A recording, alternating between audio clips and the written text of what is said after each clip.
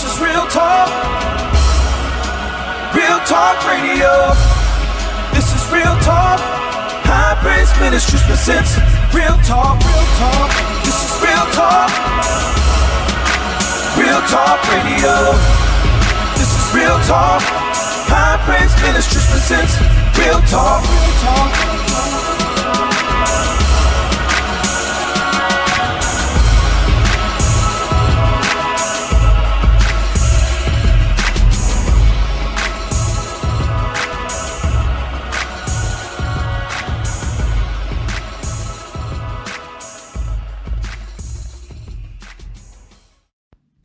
The Real Talk Podcast is brought to you by Anchor.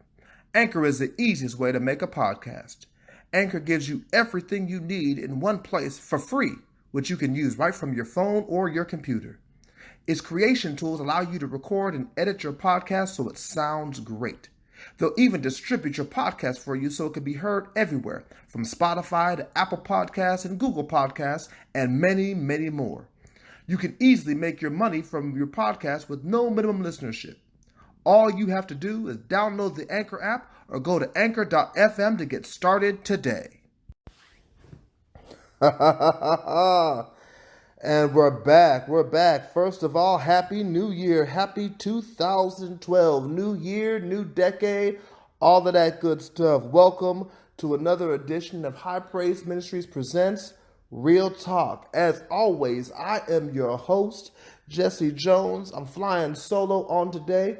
The executive producer, the queen, she got some other things she's taking care of and doing, and so we're gonna go ahead and get this done anyway. On today, it's been a while. We've been away for a while, haven't done a podcast in a while. We've had a lot of things we've been taking care of and doing, and I'm gonna be honest, I've just been tired. But because this is a new year, we're gonna try and start fresh. We're going to do some things this year, hopefully. I got some things that I want to get up off my chest, some things I want to say, some things I'd love to talk about. Also, if you're just tuning in, listen, we normally have fun. This is going to be a different kind of podcast today, but we normally have fun on this cast. So don't take this episode necessarily as the litmus test. If you're a first-time listener, stick around for the final thoughts. A lot of this will make sense. Shout out to my boy Russell, who is our the High Praise Ministries graphics design artist. All of our graphics designs, all of our shirts, all of our merch for High Praise Ministries for Real Talk. It's available for you at Zazzle.com/DA_REV. That's Zazzle, ZAZZLE.com/DA_REV. Shout out to my boy, Mike Gibbs. He is my boy. He's my friend, my brother as well. He is the mastermind, the producer behind the jingle that you hear each and every episode. He's the one who put the beat together. I want to give him a shout out. Also, a good shout out to my boy, my friend, Minister Rashawn Truss. He's the man behind the vocals for the jingle. So the two of them together, they make a phenomenal team. If you want to get in touch with any one of them, if you need some things to get done, you need some graphics work, you need somebody who's great at praise and worship, who's a phenomenal singer, if you need somebody who to create a beat because you're trying to get some things together for your own music career, hit me up at realtalk4h@gmail.com.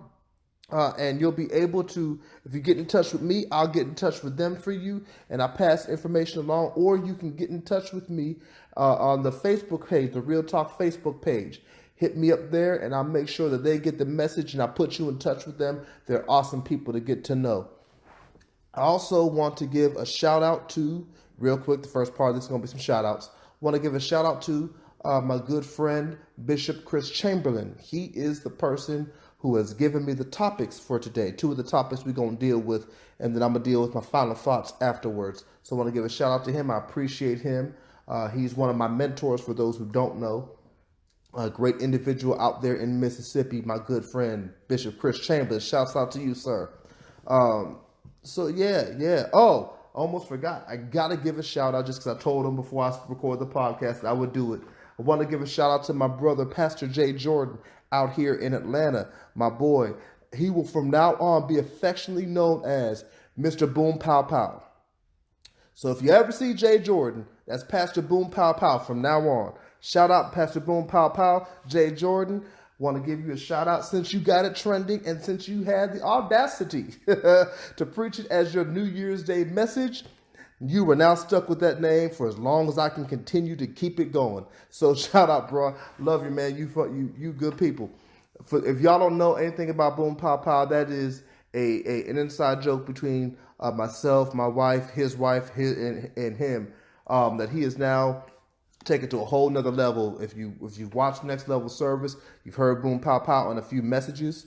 I just used it just as just something to toss out because I saw him in there. Jay Jordan took it a whole nother level, made it the topic of his Watch Night Service message. So he, from now on, will be forever known as Pastor Boom Pow Pow. So shouts out to Pastor Boom Pow Pow. Appreciate you, bro. Appreciate all your support. You good peoples in my eyes. Shouts out to you and your wife and all that you're doing. We're gonna get together and do some things soon because we're gonna get some things rocking. All right. Now, with all of that having been said, let's go ahead and start the podcast, shall we? So, well, let me just do the first topic first, then we'll go ahead and do what the second topic is. The first topic that I want to give to you for 2020 that was given to me as a topic of conversation, a topic of real talk, and a topic of something that kind of, it speaks to the essence of who I am as a person, teacher, minister, prophet, and all that other stuff. It speaks to me as it. So it makes this an easy transition back into doing the podcast. He asked the question to talk about some things that we should expect from this new year. New Year is always a funny time. It's always a funny time because a couple of weeks before and for a couple of weeks after, everyone acts as if they're going to be brand new. And the cliche, new year, new me, comes out of most people's mouths. If not that, there comes the resolutions that last for about a month or two. Very few people carry them out throughout the entire year. And there's a lot of things that happen with this new year. Everybody's looking for the clean slate and all those kinds of things. And oftentimes they don't happen. And part of the reason why is because we have all of these statements without any expectations. We expect to be new, but we don't expect what to do with new, if that makes sense. And so when he asked me to talk about things that should be expected from this year, it got me to thinking. And I want to warn, or I shouldn't say warn, I want to let all of the non-churchy type listeners, all of my non-churchy listeners, I want to give you a heads up. This is going to be a little more churchy / spiritual than the Real Talk podcast usually does. We try to cover all bases, cover all rounds and things like that. But this one is kind of more on the churchy side. So just bear with me. I promise you it still will be something that you can enjoy and take some information away from. So when he asked me that question to talk about what we should expect from this year, it really got me to thinking. And as I thought about it, I almost didn't do it today. I really did. I almost didn't do the podcast today because I was like, I'm really not sure if I should go ahead and do it and if I should talk about it. And I don't know how tired I was going to be when I got home from work. All those kinds of excuses. And I said, no, I'm just going to go ahead and do it. And so I began to write. And think about it. And 4 things came to mind for things that we should expect from this year. Some good. Some you might not have thought about, or at least in the way that we're going to talk about just a little bit. So the first thing that I believe that we should expect from the new year is one people will like. And that first thing I think we should expect from this new year is we should expect fruit from the seeds we planted, but expect them from the seeds that we planted in years past. All the time we hear, whether you're in church or not, because you don't have to be churchy for this part, that you reap what you sow. If you're in church, you hear it this way. The Bible says that do not be deceived. God is not mocked. Whatsoever you sow, that shall you also reap. But if you're just a person, you have most likely simply heard you reap what you sow, or what goes around comes around. And some people shorten it even more and just say it's karma. However you want to look at it. The thing that we kind of miss oftentimes about it, especially when we expect it to be good, is that we look at it as if it is instantaneous. Let me help you understand. So we'll do some good work or some good act last week. We're waiting on this good act to return to us this week, instead of seeing it as a seed and looking at it as how a seed has to go from being a seed to finally bearing fruit. It takes some time. It takes time, even if you plant a rose garden. It takes at least a year for you to start to see the rose start to come up. And that's before it buds and blooms. If you plant an apple tree, you don't get apples next week. It takes time. And so what we should expect from 2020 is some of the things that we have sown, some of the things that we have done to come back to us in this year. And I mean like from years past. I'm not talking about the things that you did in 2019. I'm talking about some things you did in 2010. Some things you did in 2000. Some things you did in 95. Now they've had a chance, especially if you have nurtured them and watered them. Now they have had a chance to grow and blossom and bear fruit. And now they can come back to you. And I'm not saying it's all going to be all good. And I'm definitely not saying it's going to be all bad. All I'm saying is expect some things to come from the past back to your present.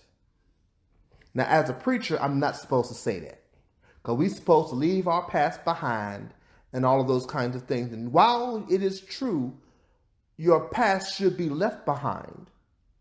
That's you walking away from your past.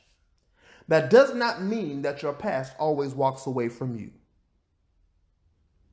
Sometimes, let's take it in the negative context. Sometimes you can do some dirt and you be done with the dirt, and you've changed and you've grown and you have matured. And then that dirt comes back at you. My wife and I, we were just watching part of Kevin Hart's his documentary he has on Netflix. And we finished the documentary last night. It's like an 8-part going from just before, about 6 months before the Oscar scandal, 6 months before the cheating scandal, or something like that. And it kind of fleshes out all that has happened. He talks about the things before and some of the things after. And Kev was on top of the world, had been a changed person. If you know anything about Kevin Hart and how he started in comedy and the jokes and the things he told and how he moved and operated, to the man that Kevin Hart is now, they're two different people. And so he was done with that old life. He was done with that old mindset. He was done, and he was growing and changing and evolving and maturing and understanding that he shouldn't say certain things and do certain things. And then out of nowhere, here comes his past saying, hey, remember me? You sowed this, now it's time to reap it. Sometimes you can have been past something. And for my believers, sometimes you can even repent for something and still have to deal with it. We think oftentimes that repentance is a cleanse all.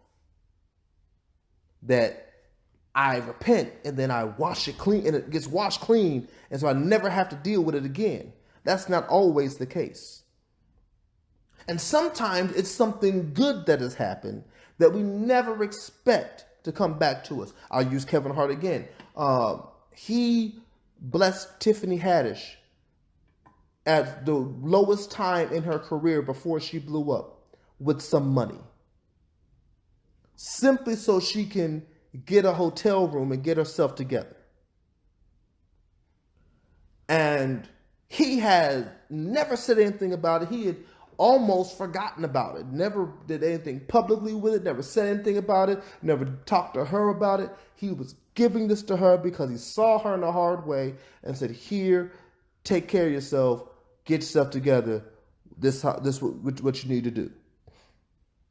Now, years later, past that, she's still trying to give him back that money. She is still talking him up. She still pushes him. She is one of his number one supporters because at a time when she was at her lowest, all he did was be kind to her. And so that keeps coming back to Kev. Every time he turns around, she's saying something nice about him. She's supporting him. We watched in the documentary how when he was giving her, he was presenting her with his award that she was getting at this event, and she gave him a gift, and inside the gift was the money back that he had gave to her, and he's now trying to figure out how to give it back, all because he was saying, this was something I just wanted to give you. Well, your good comes back to you too. But this is now years later. Some things that you have done, some things that you have partaken of, some seeds you have sown in this year, they're coming back.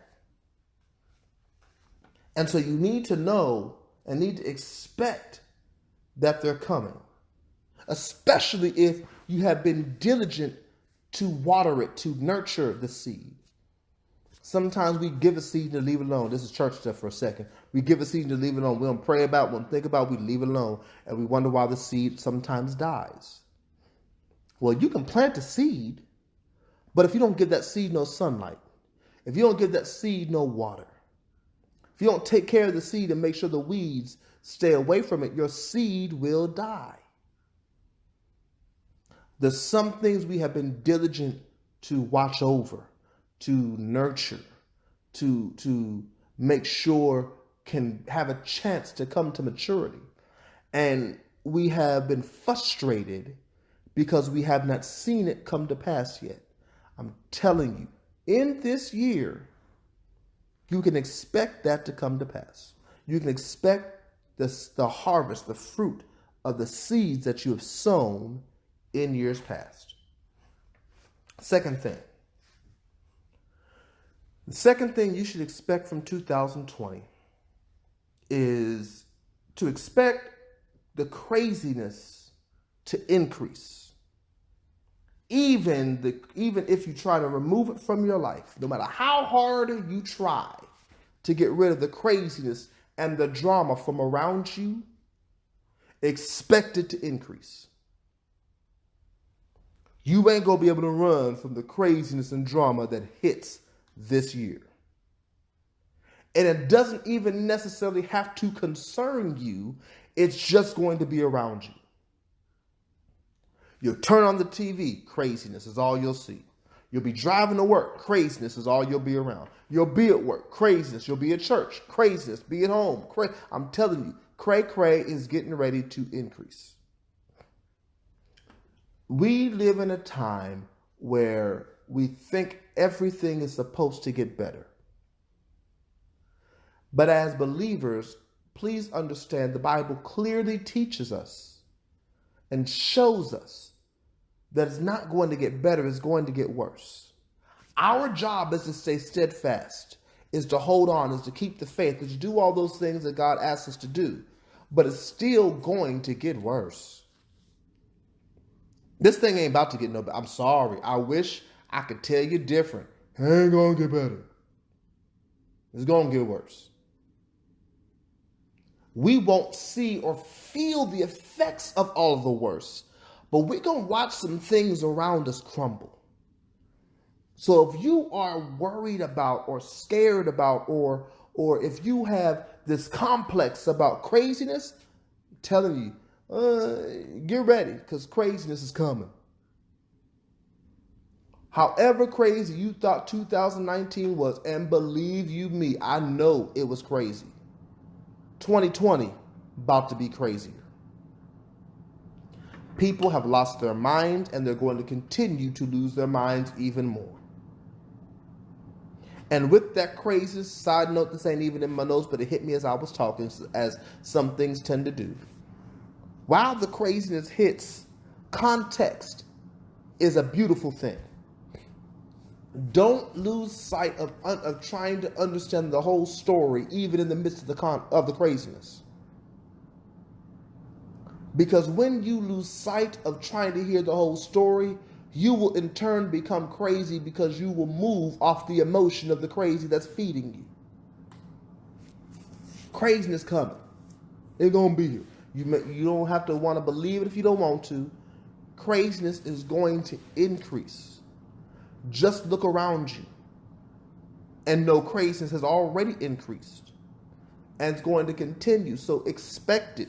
And the reason you should expect it is so you can prepare your mind, prepare your emotions to be able to deal with and handle the craziness coming. We suffer a lot of times from lack of preparation because we don't want to hear certain things. Well, if you hear this podcast, craziness coming. How you prepare for the craziness is up to you. Number 3. The third thing to expect from this year. You got to expect to work. Work even though you're going to be in the harvest season, what we in church call the harvest season. Harvest season is when you are able to get the benefits of the seeds you sown. I told you the first thing to expect was the fruit from the seeds that you sown. Well, when the fruit comes, somebody got to get it. That's called harvest. Well, the problem is oftentimes when we hear good things are coming, when we hear that good things will happen to us, when we get the raise, or we get the promotion, or we get the spouse, or we get the kids, or the house, or the car, or whatever it is you've been dreaming of getting and you've been sowing or saving to get, one of the things that we wind up missing oftentimes in our fervency to obtain these things is we forget it's going to take work to maintain these things. As a matter of fact, in life, more things take more work to maintain than they ever do to obtain. It takes way more work. All you need is some decent credit and a down payment and the right amount of income at the appointed time to get a house. It really ain't that hard. Even if your credit sucks, I promise you, you can get a house. Programs, the whole nine. It takes a little bit of work to find them, but there's stuff. Right? That's the getting of the house. But once you get the house, you got the mortgage you got to pay. You got property tax you got to pay. You may be in a place that has an HSA, the Homeowners Association, those devils that they are. You got to pay them each month too. Lights, gas, cable. Now, lights, gas, and cable and water are things that a lot of us are used to paying. The mortgage is like paying rent, so we're used to paying that. Here comes the maintenance, though. When anything breaks in the house now, it's on you. You got to pay for the plumber to come out and fix your pipes, unless you know how to fix the pipes. Even if you know how to fix the pipes, it costs you money to get the supplies to fix it. It takes sweat equity to fix it. In the summertime, you got to mow your own lawn unless you're paying somebody to go mow it for you. Because there's no maintenance now from the apartment complex coming to mow your lawn. You got to clean your own windows. You got to call the exterminators yourself and pay them as opposed to pest control coming out. When you have your car, you have to pay for gas and insurance and the car note itself. When all you had to do to get it was have decent enough credit and enough down payment. To get your spouse, all you had to do was kind of be you. It's preferred that you're your whole self, but you kind of be you.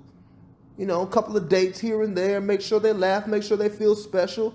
And y'all together, now y'all in love, but now y'all married now it takes some more work. It takes way more work. Because now before where you were with them a couple of days out of a week, now you're with them 24/7. You live with them, you sleep with them in the same bed. You see their worst, you see their best. It takes work. It takes work to maintain stuff.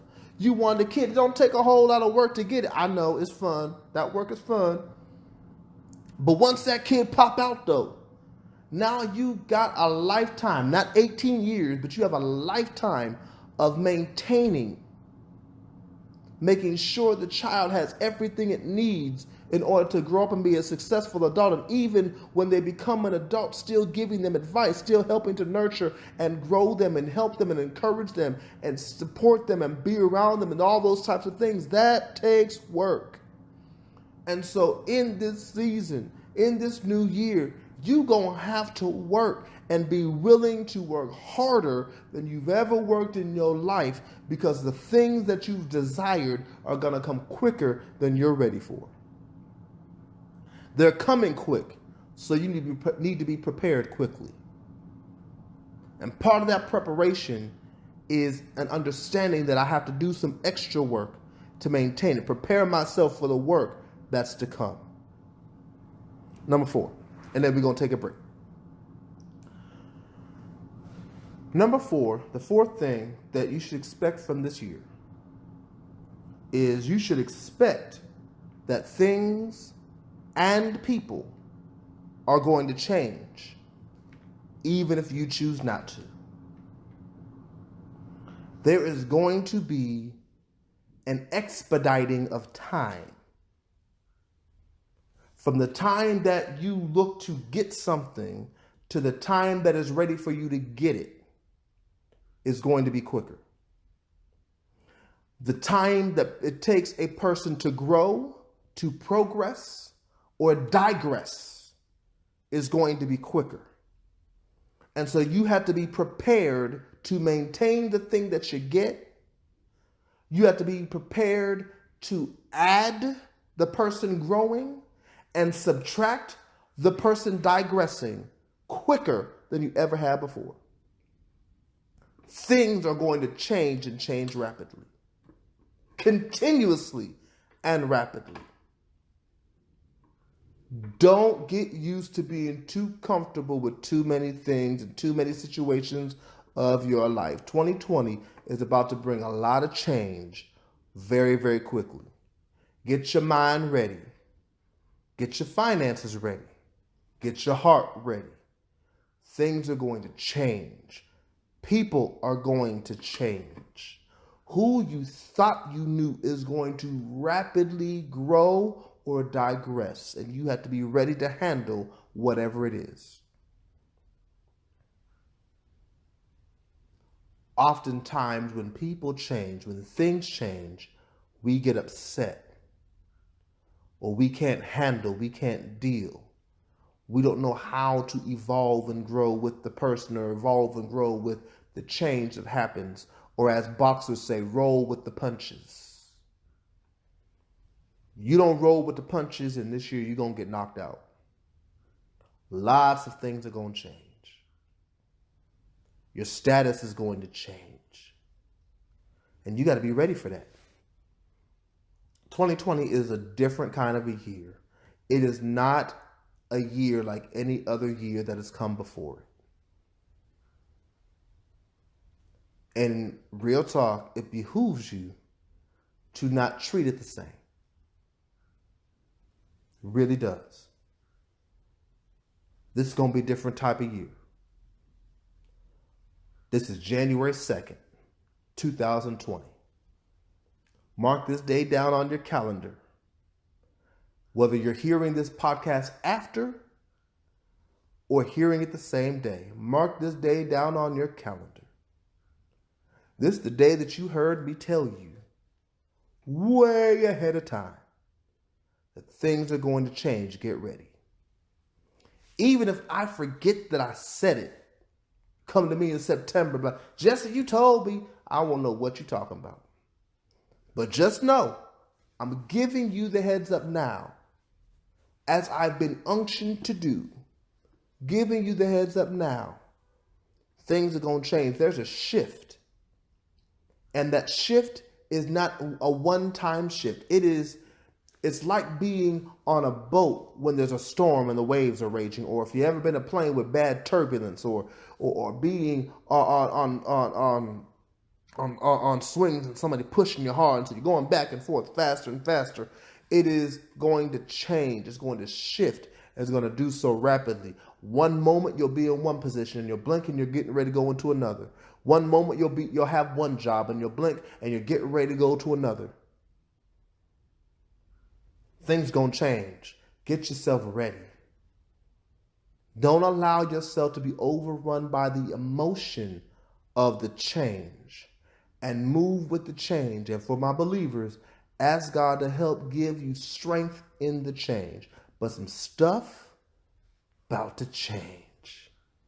So those are the 4 things that I believe you can expect from this year. We're going to take a quick break, and I'm going to come back and we're going to hit this second topic that's been given to me that I'm really excited about. So I hope that you all will be excited as well. I know this is not the normal energy that we have for the Real Talk podcast, but y'all know me. Sometimes I'm a little tired, laid back, but I wanted to get this out here so that hopefully it can be a help to you. Hopefully it can give you some things to think about. Y'all know me. I do this how I do it, however it hits me. That's part of why it's Real Talk. It's how I do it, however it hits me. All right, we'll be right back after this commercial break. Come back and join us for some more Real Talk.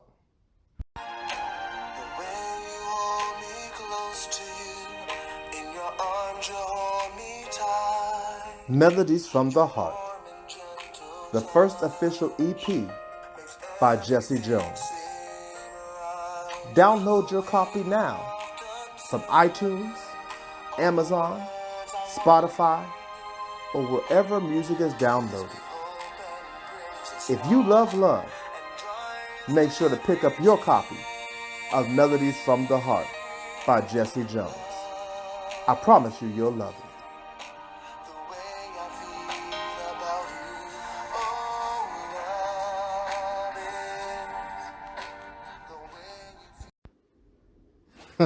And we back. All right. So I've been told by my executive producer, who can hear me, that at some point during the first portion of the podcast, the first section, I said 2012. I meant 2020. Hopefully, I said 2020 enough times that it overrode the times that I accidentally said 2012. But I meant 2020. Y'all know what I meant. But had put that out there because I was corrected. So I wanted y'all to know that I was corrected and I heard it. So let me correct it as I was corrected. I don't want y'all hearing the podcast, but this fool said 2012. Lord, he 8 years behind. No, it's 2020. I do understand. I do recognize 2020. So let's go on to the second topic. Second topic that I was asked to discuss by my mentor. It's kind of similar to the first topic. It also has 4 parts, but rather than what should we expect from this year, he asked me to also talk about what does God expect from his people in this year, in this new season. And I thought about that. And I had to ask God about that, and excuse me, so I can really get clarity on what I believe are some of the things he's going to expect from us. Well, first thing that he's going to expect from us, because 4 things that I believe I was given. First thing is going to be radical faith. God's going to expect in this year radical faith. Now, what do I mean when I say radical faith? Because that's become a very cliche term. I actually have a shirt that's available on the High Praise Ministries merchandise website, the Zazzle.com/GA_REV site, that talks about caution radical praise. Or on the back, it defines kind of what a radical praiser is. And the reason I bring up the radical praiser, church, because it's dealing with radical, and radical by definition means extreme. It is something that is well beyond the norm. And so when we talk about radical faith, or we use the term radical faith, oftentimes what we're doing is we are legitimately just talking about normal faith. It just sounds better to say radical faith. Radical faith is not believing God for something he's already promised you, just because there's some hardships. Radical faith is when there's something that you see, or something that you want, or something that you believe you could have, or something that's just in you, and you step out beyond all obstacle, despite all naysayers. You step out and do it, and just believe that because you stepped out, God got your back. Radical faith is when everything else says there's absolutely no way it should go, or it should be, or it should work out. And you even start to think there's no way this thing should work out, but you do it anyway. Radical faith is when you believe that God is going to really make a way regardless as to what it looks like. And here's the thing. The older I get, the more I get into my word, the more I get in God's presence, the more I recognize our concept of faith in general is so minuscule that it makes it harder for us to fathom real radical faith. I heard Bishop Jake say this, so I can't take the credit for it. But I heard Bishop Jake say this very recently. He was like, you almost offend God. I'm paraphrasing. You almost kind of offend God when you ask him to do things that you can do yourself. I'm believing God to clean up my credit. Hallelujah. Bless your name, oh God. I'm believing my credit score is going to skyrocket. Hallelujah. Thank you, God. Pay your bills on time. There are people who don't have faith, who don't believe in Jesus Christ, who don't go to church at all, who clean their credit up. They do it without God. Why are you trying to believe God for something even the non-believer can do? Radical faith is not believing that God's going to do something for you that the non-believer does every day. And you almost sound foolish to the non-believer, giving God praise for something regular folk do every day. Thank you, Jesus. My credit is up. Hallelujah. So is mine. And I ain't never set foot in church. I haven't paid one dime of tithe. That's not radical faith. That's not even faith. Radical faith is way more than that. It is the expansion of your belief system of what God can and is willing to do for you that you can't do yourself. Radical faith is, I'm moving to a whole new city without a job, without knowing anyone. And I'm stepping out because I know God said go. And I'm believing that shortly I'm going to get a job and be able to maintain my family, even though everything says I shouldn't do it. Anyone will tell you quitting a job without a job is foolish. Quitting a job and going to a whole new city in a whole new state you've never been to, really don't know anyone around there and have really no support or help, anyone will tell you that is absolutely insanity. But in reality, it's radical faith. If it's something that God told you to do. Now, I'm speaking from experience because God told me to do that. We came from Columbus, Ohio to Atlanta, Georgia because God said to do it. And there was absolutely no way that this should have worked. The way we did it, there's no way it should have worked. Not one way. No way this should have worked. Looking back at it, there's absolutely no way this should have worked.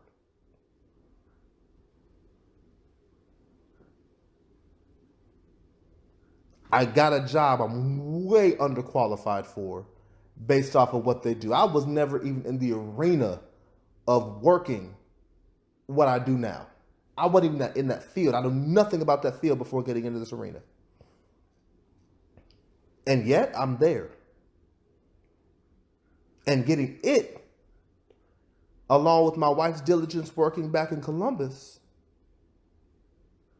beyond reasonable expectations, allowed us to now be able to be here in Atlanta, working on the next phase of our life. That's radical faith. Radical faith is moving and operating because you know God said to do it, but it makes no sense to anybody else. And it's not something that is normally just done.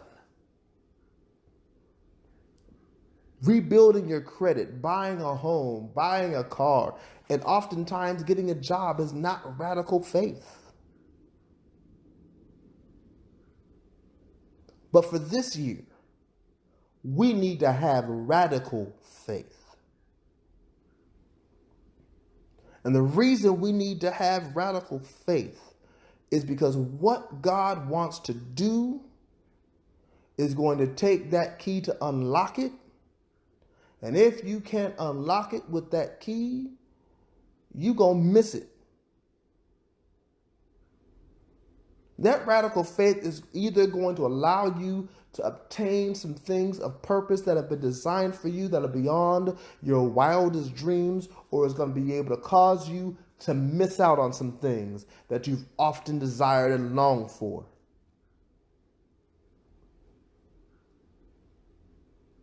You need the expectation that God has for his believers, his people, this year. This year is radical faith. You need radical faith. Number 2, you need perseverance. He expects you to be able to persevere to obtain and maintain everything he's promised. Everything is going to come against you once you start prospering. Once you start moving towards the purpose that God has given to you, obtaining the things that are supposed to be yours, everything's going to come against you. Now, that is something that happens anyway. But the obstacles you're going to need to be strong enough to overcome in order to get to this next plateau, they are going to stretch you and will either make you quit or make you say, I have come too far to quit now. And it's in that you will see, number 1, radical faith be exuded.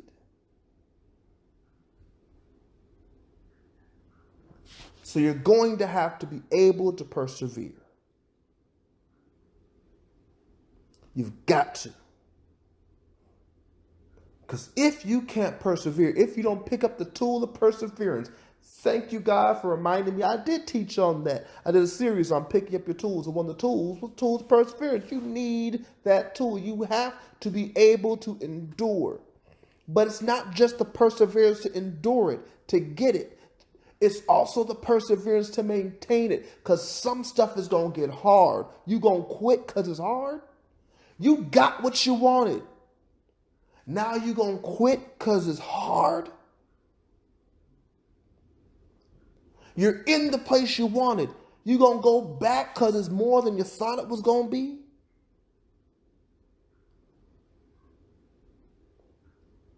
You're going to need the perseverance to be able to maintain after you obtain what God has for you. He expects you to have perseverance. Some of the things that he's going to grant you are either going to build you or crush you. Your perseverance will dictate which it does.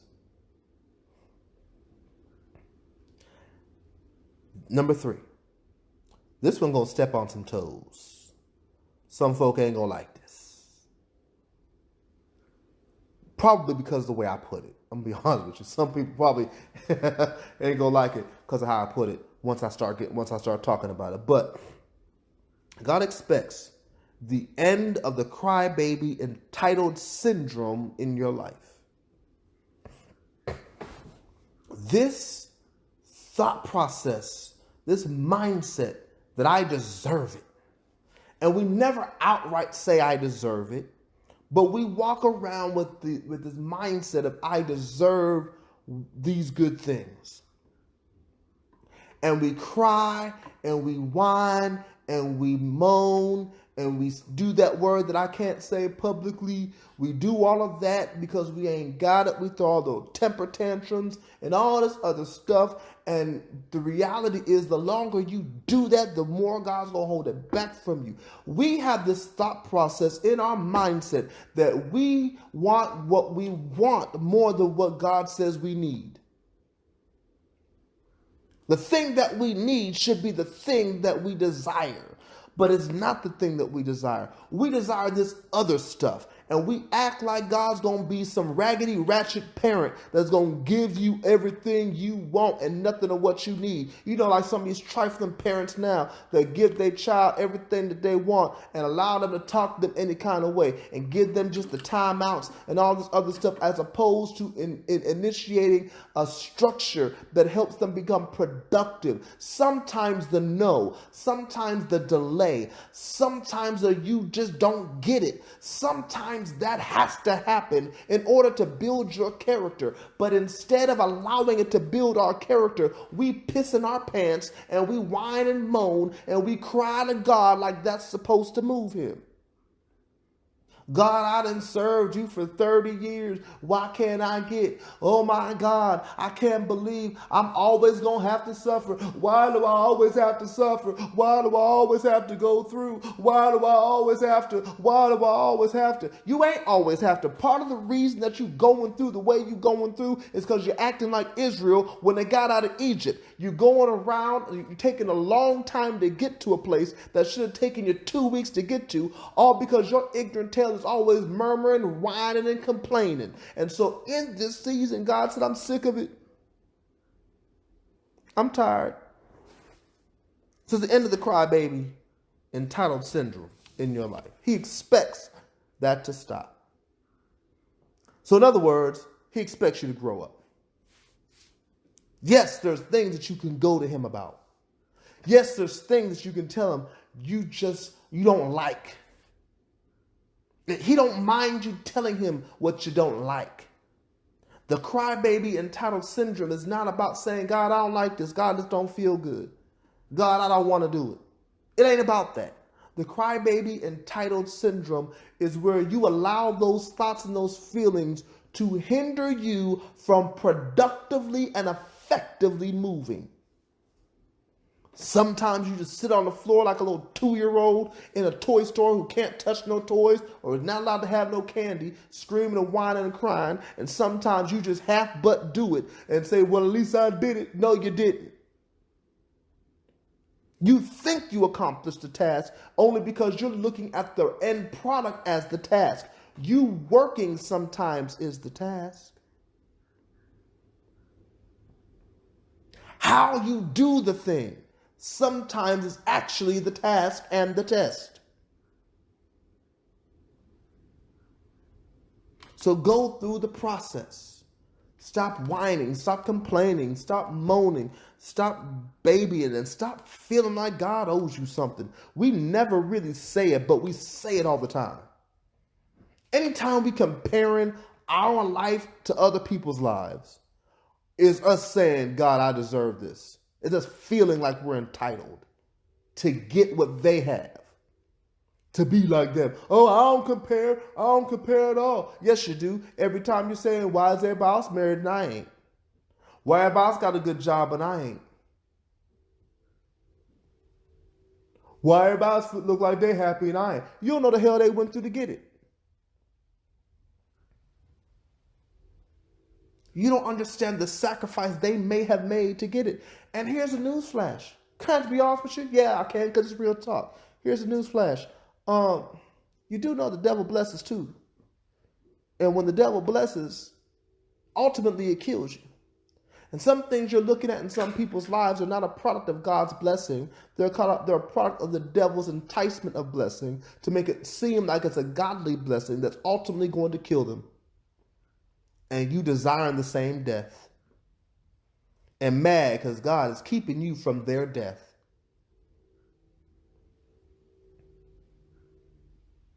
So he expects that to end this year. And the last thing that came to me that God expects from us, he expects us to plan the vision more, to plan our goals more. And this ain't a spiritual thing this time. It's a natural thing.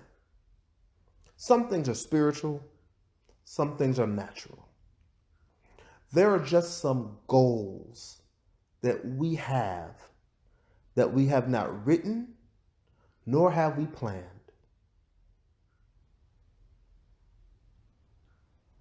And we wonder why we can't obtain them. If you never plan it, God can never show you how to alter your plan to obtain what you want to get. I won't call the person's name, even though I know they're not listening. They never listen to the podcast, so I ain't got to worry about it. But I still ain't going to call their name. Somebody I know.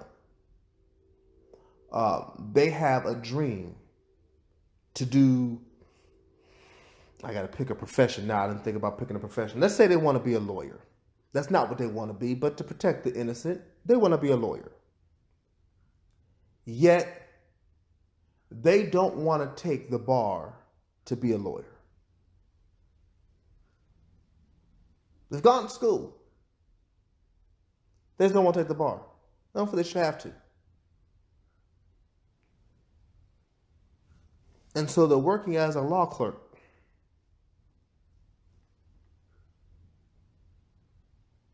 Still wanting to be a lawyer.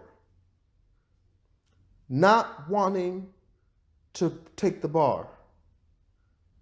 Now, if you know anything about this process, you know the only way to be a lawyer is you go to school, you get your degree, you study to pass the bar in your state, and you have to pass the bar.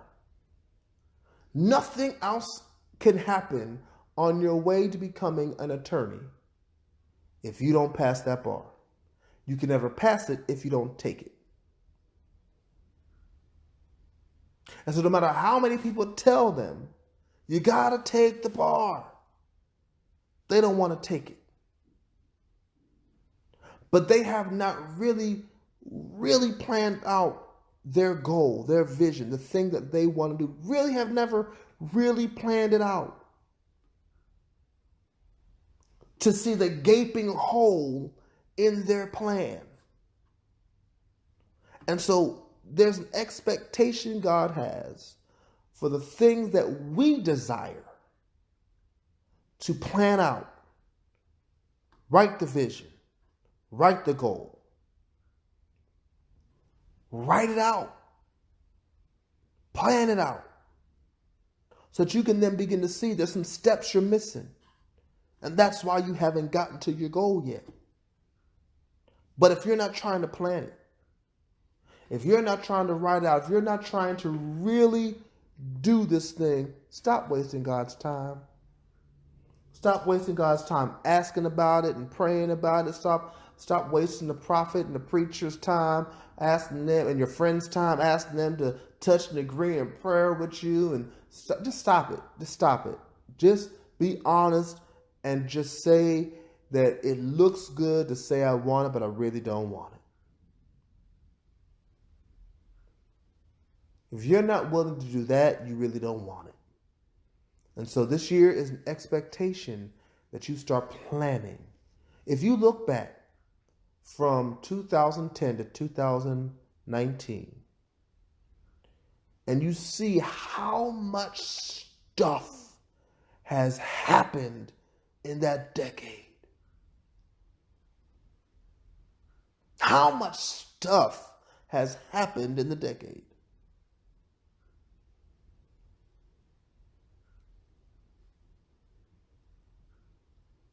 How many things you don't even realize have happened so long ago and so rapidly in the decade.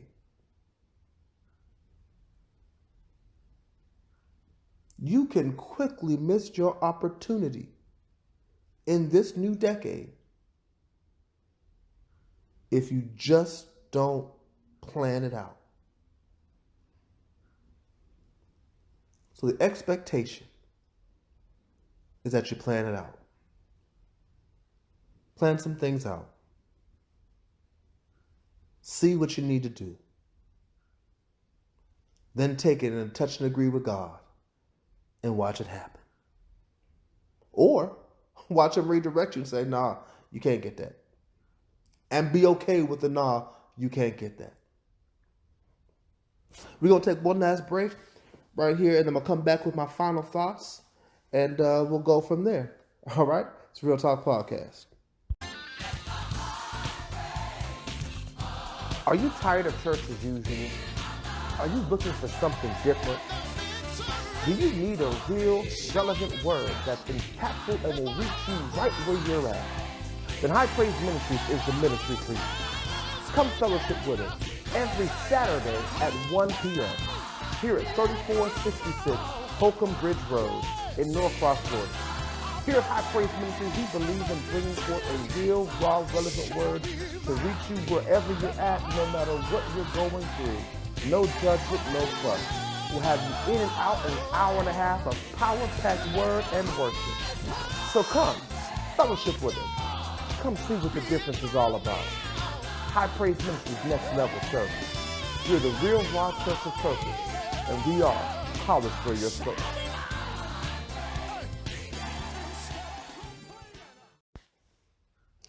Welcome back, welcome back, welcome back.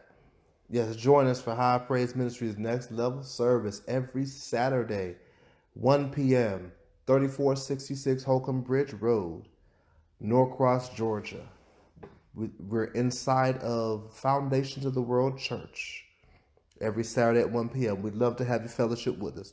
I thought I would just toss that back out there at the end of that commercial and bring it back in with the same thing. So, welcome back, and we've come down to the close of this first podcast. This is kind of a going forward and reflection type podcast today, anyway.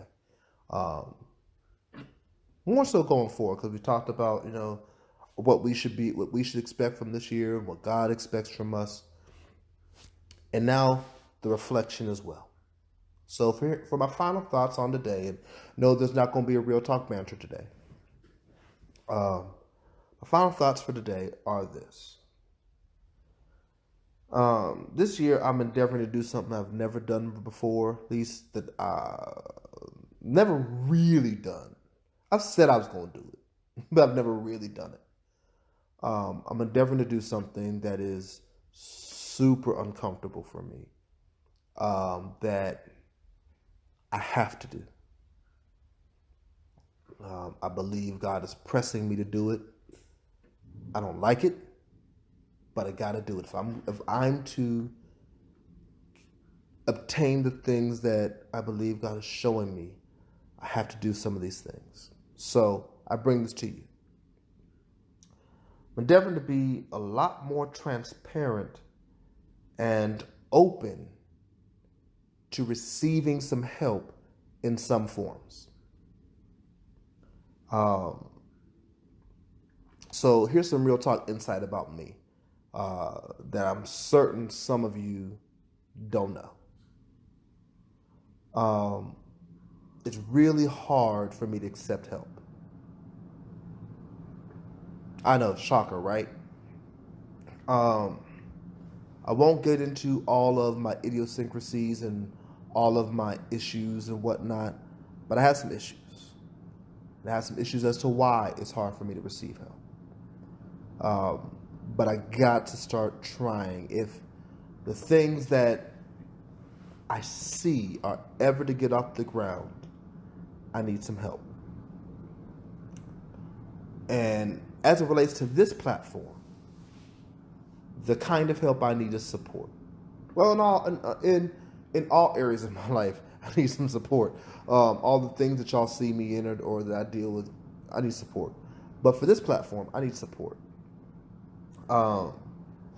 It's hard for me to ask for that because I really feel like either you do it because you want to do it or you ain't gonna do it. Even though the reality is that oftentimes people won't do until they're asked. It's a hard pill for somebody like myself to swallow. As it relates to this platform, I really need some help. And if I keep it a buck, keep it 1,000,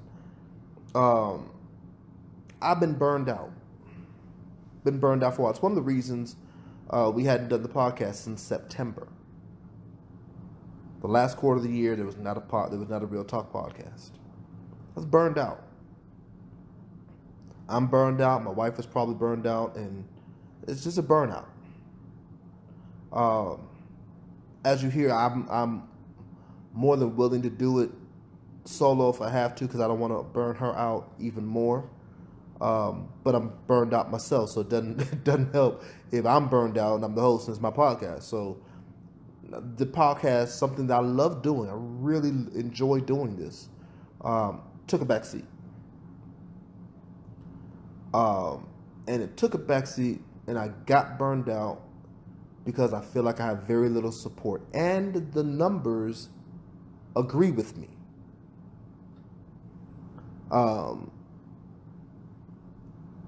So I'm coming to get some help.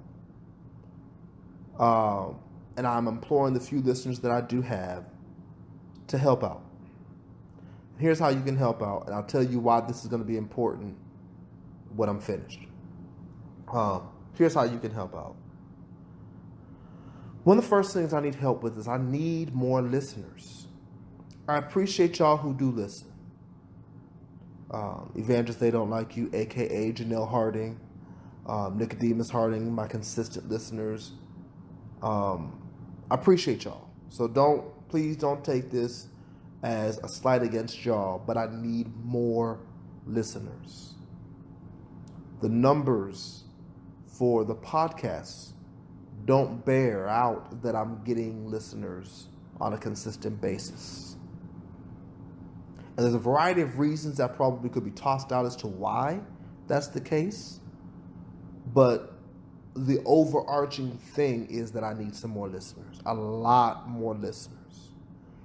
It is not worth it to keep pushing out these podcasts and doing this, even though sometimes it's therapeutic for me.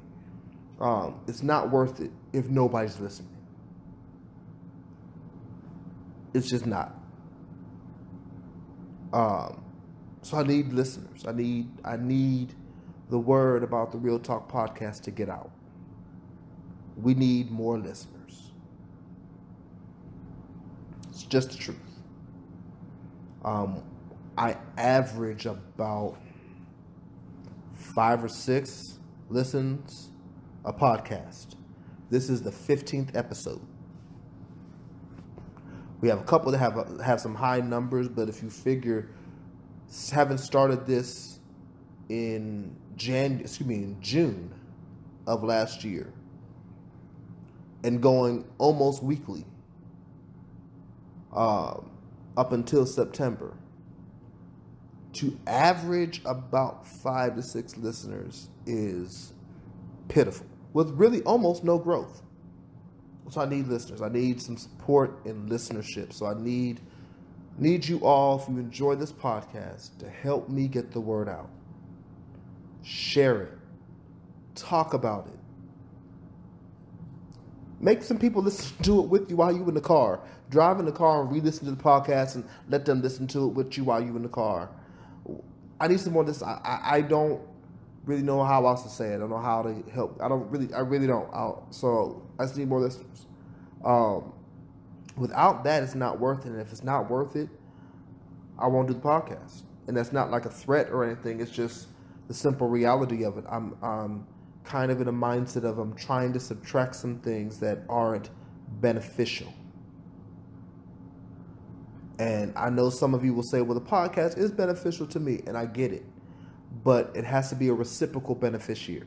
It has to benefit you as well as benefit me. I get the benefit by seeing the numbers. And so I need that to happen. I don't have a set numbership that I want to see or set listenership that I want to see before I make a decision yet. I just need to see an increase. So I need some more listeners. That's the first thing. The second way that you can help and help support is I need some more engagement on the Real Talk Facebook page. If you hear the podcast, talk about the podcast on the Real Talk Facebook page. Suggestions on the Real Talk Facebook page.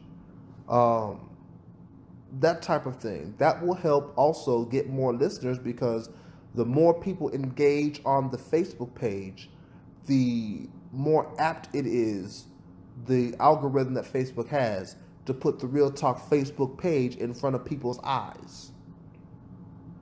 The more the Real Talk Facebook page is in front of people's eyes, the more likely some people will see the Real Talk Facebook page and see some of the episodes on there, because I post the episodes also on the Real Talk Facebook page, and they're likely to listen there as well.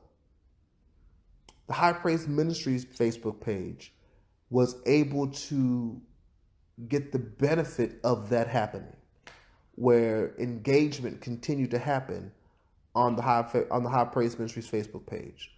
Whether it was people commenting on the messages or inboxing because of they had a prayer request or whatever, it got engagement, which then caused people to like the Facebook page, but then caused the Facebook page to start being pushed in front of people's eyes. And now there are people liking the Facebook page who have no affiliation with anybody who's even liked the Facebook page prior.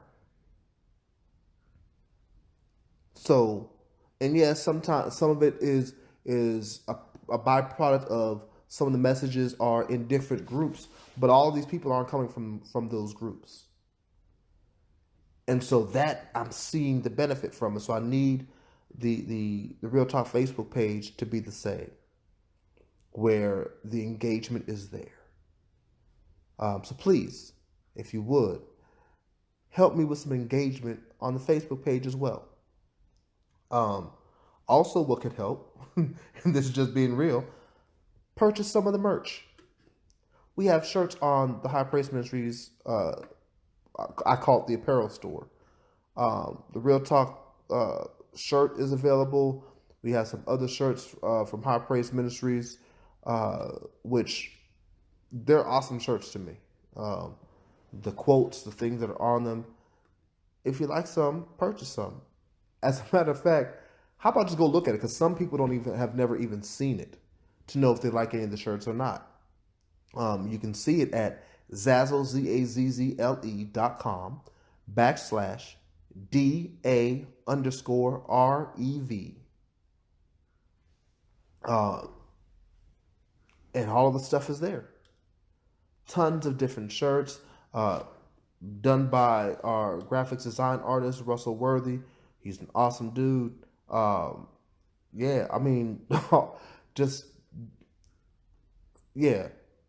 Take a look at the site, purchase some of the shirts. Purchasing always helps support. It does. Money helps.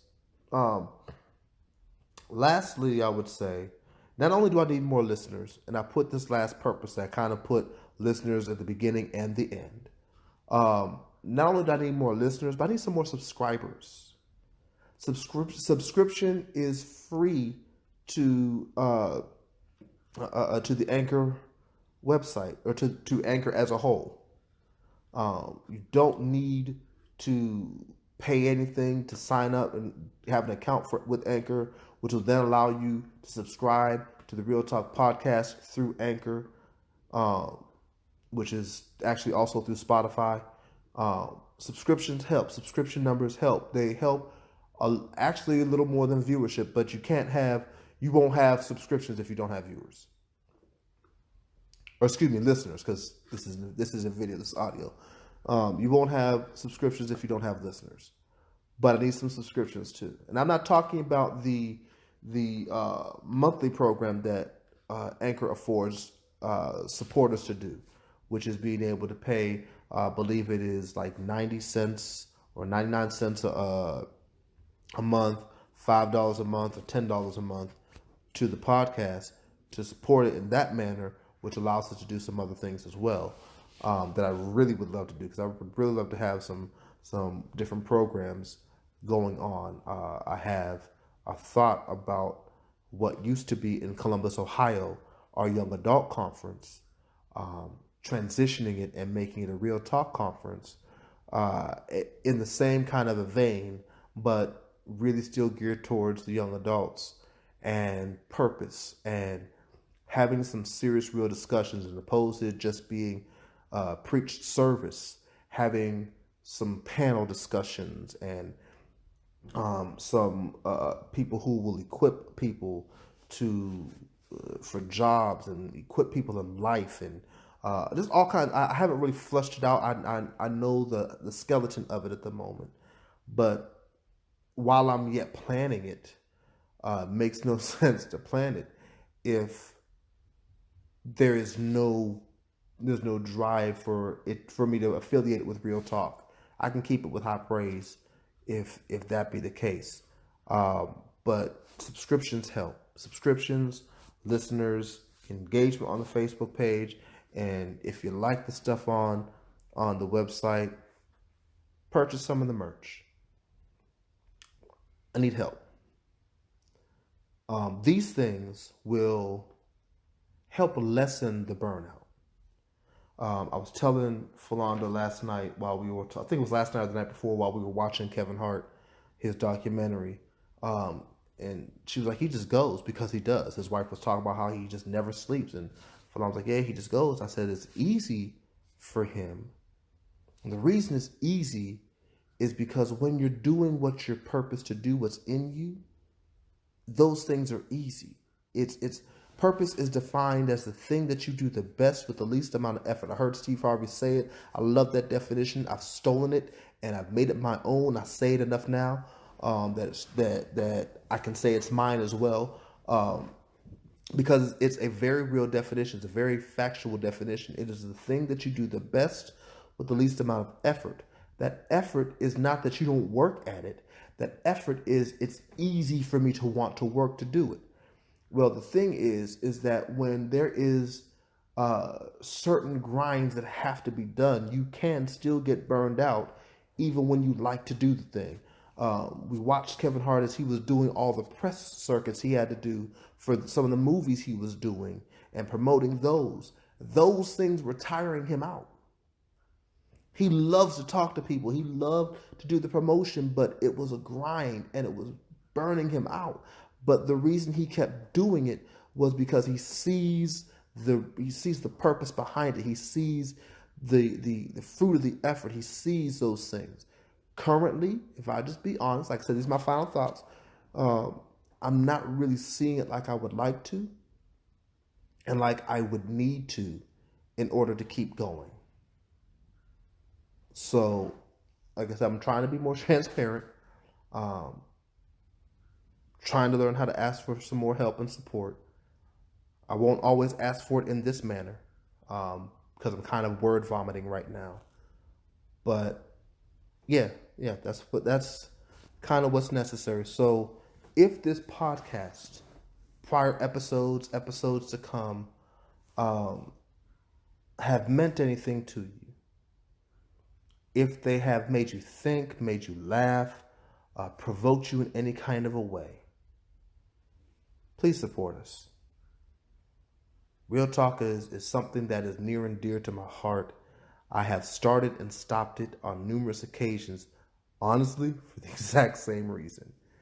But it's something I keep going back to because I love it. I really, really do. The closest I've come to Real Talk being something that was that I saw the benefit of while not just doing the benefit of it was when my wife and I we did Holy Hills Radio back in Columbus. Once we got a format that we liked, I started seeing the benefit of it, and it felt to me like Real Talk. It really kind of did, and so yeah, I want that feeling back. I want to be able to have that kind of joy doing it. It was hard leaving Holy Hills, but we had to because we moved down here to Georgia. So yeah, so we're here now, and I now can reclaim back the creativity of Real Talk that we put into Catch the Fire. But I need to be able to see that support. So I don't want to beat this dead horse to death. I feel like I'm rambling now, and I probably am. So if this podcast has been something that you enjoy and that you would like to see continue, please help me out. Show me some support. Help me get some views. Share the link when you see it. Share the Facebook page when you see it. Talk about the podcast. Talk about what you got from it. Help me out. I appreciate you all for listening. This has been the first episode of Real Talk for 2020. Hopefully, nowhere near the last. I know I'll be going all this month. I don't know what dates yet, but I know I'll be going all this month. We're gonna try to get it a little more fine-tuned so that I can know the exact day I wanted to have it drop. I thought that Wednesday night to Thursday was going to be a good day, and that just turned out to be trash. So I got to figure out when the proper date is to do it, to drop it. But I promise you, I'm going to be a lot more consistent getting this out as well. So yeah, I'm going to stop rambling, stop talking now, and I'm going to sign off. Know that whatever you do, no matter who you are, do yourself a favor. Always, always keep it real. This has been the Real Talk Podcast. Thank you for listening. This is Real Talk. Real Talk Radio. This is Real Talk. High Praise Ministries presents Real Talk. Real Talk. This is Real Talk. Real Talk Radio. This is Real Talk. High Praise Ministries presents Real Talk. Real Talk.